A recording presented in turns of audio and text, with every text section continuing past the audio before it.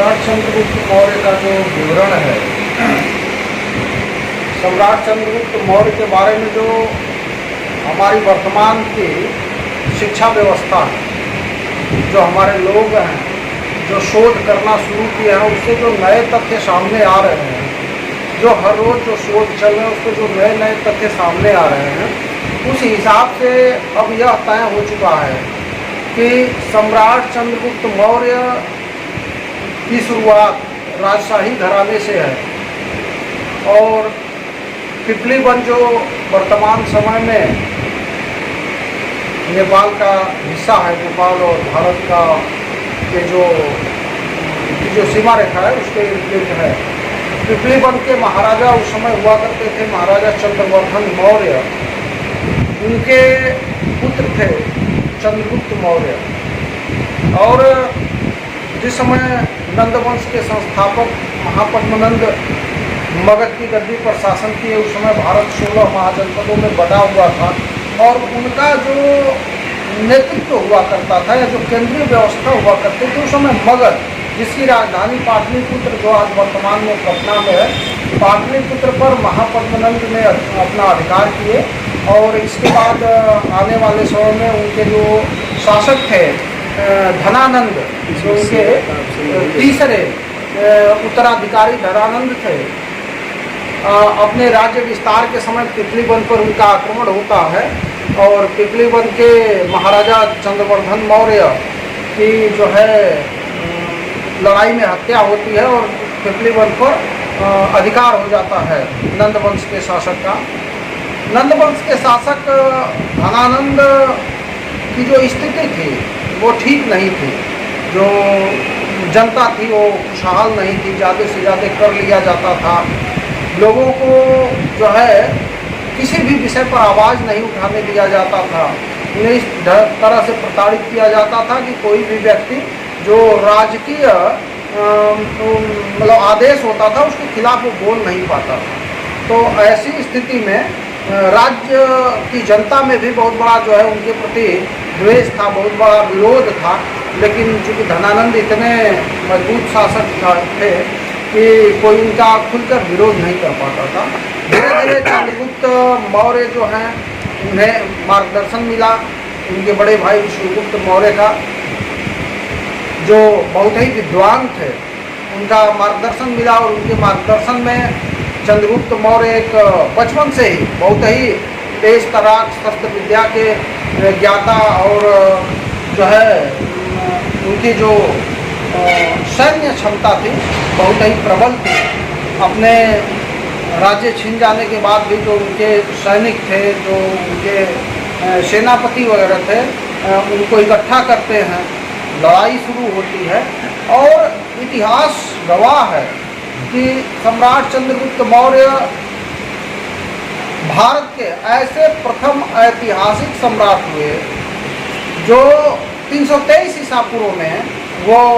मगध की गद्दी पर बैठते हैं और ऐसे पहले ऐतिहासिक सम्राट हुए जो पूरे भारत को एक अखंड भारत में बदले या पूरे भारत भूमि को एक बहुत बड़े जो भारत वर्तमान का जो भारत है, नेपाल है, पाकिस्तान है, बलूचिस्तान है, काबुल है, कांधार है, भूटान है, जो बांग्लादेश है, ये सब उस समय अखंड भारत का हिस्सा हुआ करता था। और इतने बड़े भूभाग पर को एकजुट करने का जो श्रेय जाता है, सबसे पहला ऐतिहासिक श्रेय जो जाता है वो सम्राट चंद्रगुप्त मौर्य को जाता है। इसलिए कहा जाता है कि सम्राट चंद्रगुप्त मौर्य अखंड भारत के निर्माता बने। इतना ही नहीं, सम्राट चंद्रगुप्त मौर्य को ये जो पहला अंतर्राष्ट्रीय विवाह किसी ने किया, जो सिकंदर का सेनापति, जो सिकंदर के अधूरे सपने को, विश्व विजय के अधूरे सपने को लेकर के भारत में सेल्यूकस जो आया हुआ था, सेल्यूकस को खदेड़ करके और उसे संधि करने पर मजबूर किए। सेल्यूकस ने अपनी लड़की हेलेना से चंद्रगुप्त मौर्य की शादी किया। शादी के उपरांत उसने 4 देश दहेज में दिए, बलूचिस्तान, कांधार, काबुल और हेरात। ये 4 देश इनको दहेज में दिए। तो यह भी एक बहुत बड़ी बात है कि विश्व की पहली अंतर्राष्ट्रीय शादी चंद्रगुप्त मौर्य ने की और 4-4 देश उनको दहेज में मिले, ये बड़ी बात है। ऐसे सम्राट चंद्रगुप्त मौर्य, और ये जो उपाधियां हैं, जैसे किसी को भी किसी भी उपाधि से नवाज देना, ये उसके साथ, उसके व्यक्तित्व के साथ ये सरासर दिल लगी है, सरासर मजाक है। राजा कौन है, शासक कौन है, सम्राट कौन है, ये अलग अलग उपाधियां हैं। ये उपाधि किसी को ऐसा नहीं है उठा के किसी को पहना दिया। अगर सम्राट की उपाधि चंद्रगुप्त मौर्य को मिली तो इसलिए नहीं मिली कि एक छोटे से क्षेत्र पर उनका अधिकार था, एक छोटे से क्षेत्र के राजा थे, बल्कि बहुत बड़े भूभाग के वो राजा थे। और उनके मतलब भारत उस समय जो 16 महाजनपद था वो तो उनके अधीन था ही। इसके अलावा भारत की सीमा बलूचिस्तान तक जाके मिलती थी। इतने बड़े क्षेत्र में जितने छोटे छोटे राज्य थे, जितने छोटे छोटे शासक राजा थे, उन सब पर जिनका आधिपत्य था उनका नाम चंद्रगुप्त मौर्य। इसलिए उन्हें राजाओं का राजा महाराजा नहीं बल्कि महाराजाओं से भी ऊपर सम्राट की उपाधि दी गई। आज के समय में इतिहास के साथ जो छेड़छाड़ हो रहा है, किसी को भी महाराजा की उपाधि दे देना, किसी को भी सम्राट की उपाधि दे देना, ये चीज़ें कहीं ना तो कहीं से निश्चित रूप से जिन्हें ऐसे शब्दों से नवाजा जा रहा है, जिन्हें ऐसे उपाधियों से नवाजा जा रहा है, उनके साथ एक मजाक आप भी महसूस करिए। उनके सीधे सीधे जो उनका व्यक्तित्व था उनके साथ ये मजाक है। आज भी हम इस विषय को समझ सकते हैं कि हम एक कांस्टेबल को कहते हैं एसपी साहब क्या हालचाल है, ये कितना, ये मजाक नहीं तो क्या है, मजाक हो सकता है ना कि हम एक कांस्टेबल को सीधे एसपी साहब कहें, उसके साथ तो मजाक है। इसी तरह से आज किसी राजा के साथ सम्राट शब्द जोड़ देना, सीधे सीधे उस राजा का मजाक उड़ाया जा रहा है। और ये जो इतना बड़ा इतिहास तोड़ मड़ोड़ करके लोगों के सामने पेश किया जा रहा है, तो ये समझ में होना चाहिए कि आज का भारत जो है, आज की जो जनता है, आज का जो जागरूक समाज है, आज जो हमें पढ़ने लिखने का अधिकार मिला है, उसके दर्पण से जब हम इतिहास को देख रहे हैं तो पा रहे हैं कि नहीं, इतिहास की सच्चाई क्या रही है। जब इतिहास लिखने वाले कुछ चंद लोग थे तब चंद्रगुप्त मौर्य को कहा गया है तो भेड़िहारा के लड़के थे, तो गरीब या इस तरह के लड़के थे। लेकिन जब आज इतिहास से पर्दे उठ रहे हैं तो पता चला है कि वो किसी गांव गरीब किसान मजदूर के बेटे नहीं थे, किसी भेड़िहारा और किसी चरवाहे के बेटे नहीं थे। वह सम्राट चंद्रगुप्त मौर्य अपने समय के शासक रहे, पिपलीवन के शासक चंद्रवर्धन मौर्य, उनकी माताजी महारानी मोहूरा मौर्य थे, उनके वो बेटे थे। और सम्राट चंद्रगुप्त मौर्य 323 ईसा पूर्व में इस भारत पर उनका आधिपत्य होता है। उनके राज्य विस्तार की सीमा अखंड भारत जो वर्तमान का भारत है, उसके अलावा जितने हमारे अलग हुए हैं, नेपाल है उसी में, बांग्लादेश है उसी में, ठीक है, उसी में पाकिस्तान है, म्यांमार है, काबुल कांधार, ये सब अखंड भारत के हिस्से पर उन्होंने शासन किया। अखिलेश जी, अभी आप इसके पहले एक चर्चा किए थे कि विष्णुगुप्त मौर्य, तो कहीं आपका जो इशारा है कहीं उधर तो नहीं है कि वहाँ भी छेड़छाड़ हुई इतिहास से? देखिए, इतिहास के साथ छेड़छाड़ तो निश्चित रूप से हुआ। एक पुस्तक मिली है, उसकी चर्चा हुई थी कि उसको सम्राट अशोक महान के जो पुत्र थे, महाथेर, जो महेंद्र, जो महाथेर बने, श्रीलंका में वो अपने खानदान से संबंधित एक पुस्तक लिखे हैं। जैसे कुछ इतिहासकार लिख रहे हैं, कुछ साहित्यकार लिख रहे हैं, तो वो किसी का पढ़ा हुआ लिख रहे हैं, कोई लिखा हुआ है, उससे पढ़ करके, कुछ इनसे उनसे पढ़ करके कुछ अनुभव के आधार पर उसको लिख रहे हैं। लेकिन महाथेर महेंद्र खुद अपने खानदान का परिचय लिखते हैं, तो निश्चित रूप से वह इन इतिहासकारों से अपने खानदान को तो अधिक जानते हैं ना। अब किसी को से भी उसके खानदान के बारे में पूछा जाएगा तो अपने खानदान के बारे में तो वो व्यक्ति सबसे अधिक जानता है ना। और जो महाथेर महेंद्र किताब लिखे हुए हैं, उस किताब में उन्होंने साफ शब्दों में सम्राट चंद्रगुप्त मौर्य और विष्णुगुप्त मौर्य का वर्णन किए हैं और सगे भाई लिखे हुए हैं। तो इससे स्पष्ट होता है कि ये जो हैं चंद्रगुप्त मौर्य, विष्णुगुप्त मौर्य, जिन्हें चाणक्य कहा गया है, ये सगे भाई हैं। और इस तरह से जो इतिहास से अब पर्दे उठ रहे हैं धीरे धीरे, इतिहास वास्तव में जो भारत का इतिहास वर्तमान के समय में है, उसका जो बार बार आवाज़ उठ रही है, उसका पुनरावलोकन होना चाहिए। जो उसकी वास्तविक वास्तविकता जो है उसका पुनर्वलोकन होना चाहिए कि वास्तविकता क्या है। और जब हमारी जो युवा पीढ़ी है जो वर्तमान में शिक्षा की तरफ अग्रसर हो रही है, ये जब उसका पुनर्वलोकन करेंगे तो पाएंगे कि इस देश का जो वास्तविक इतिहास है वो क्या है और जो वर्तमान में हमें पढ़ाया जा रहा है वो क्या है, दोनों में बहुत बड़ा अंतर सामने आएगा। इस तरह से हम सम्राट चंद्रगुप्त मौर्य पर बातें कर रहे थे। उस समय जो है सेल्यूकस का जो सेनापति सेल्यूकस था, जो सिकंदर का सेनापति सेल्यूकस था, उसका जो दरबार का विद्वान था वो मैगस्थनीज को सेल्यूकस ने भेजा था सम्राट चंद्रगुप्त मौर्य के शासन व्यवस्था का अध्ययन करने के लिए। मैगस्थनीज भारत में आता है और उसने इंडिका नाम की एक किताब लिखी हुई है। मैगस्थनीज की इंडिका जो है सम्राट चंद्रगुप्त मौर्य भारत के प्राचीन आज से 2300 साल पहले के इतिहास को जानने का सबसे बड़ा स्रोत है इंडिका। और कहीं ना तो कहीं से इंड जो है वो सिंधु घाटी सभ्यता, इंडिका सिंधु घाटी सभ्यता संबंधित, और वहीं से इंडिया शब्द निकल करके आया हुआ है इंडिका से। तो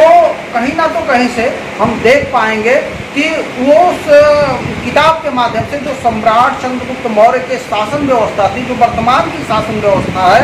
इससे उसका बहुत बड़ा मेल है। जो आज की शासन व्यवस्था है जो प्रांतों में बटी हुई है, फिर जिलों में बटी हुई है, फिर जो है वो क्रमशः गांव स्तर तक आ रही है, ठीक इसी तरह की शासन व्यवस्था उस समय सम्राट चंद्रगुप्त मौर्य के हुए थे, जो मतलब ऊपर से चल करके और नीचे तक लोगों के लिए जो वर्तमान की जो उनकी सैन्य व्यवस्था अलग थी, उनकी जो सुरक्षा व्यवस्था थी वो अलग थी।